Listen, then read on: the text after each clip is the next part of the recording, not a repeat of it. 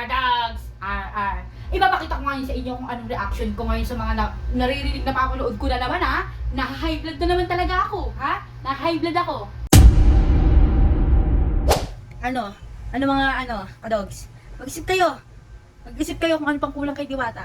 Ibigay nyo na kung ano pang kulang kay Diwata. Kumpletuhin nyo na. Ha? Ibigay nyo na nga tanan. Ha? Parang si Diwata na lang ata yung tao. Yung kilala ng mga taong vlogger. Ha? Ako ngayon, sakit-sakit ng pa ako. Kahit langis, walang nagbigay. Grabe.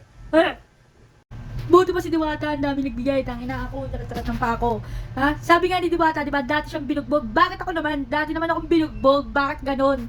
Ha? Walang nagbigay. Laptop! Kabog, may laptop at cellphone pa. Ano ba yan? Uy, gold ba? Laptop, cellphone. Nice na nice naman. Tama nga naman yung sabi ng mga iba. Diba? Sobrang click na ng tao. Hindi patok kasi sa mga tao, more views, more pera. Diba? O samantala, binigay ni Wamos, gold bar. Syempre, naka-vlog yung pagkikita na yon. Kikita ng malaki yon, diba? Di na doble, diba? Napakagaling. Sobrang ganda, gusto niya, sobrang ganda na ng tingin sa inyo ng tao, tapos more blessing to comes pa. Tama naman yung mindset din nila, diba?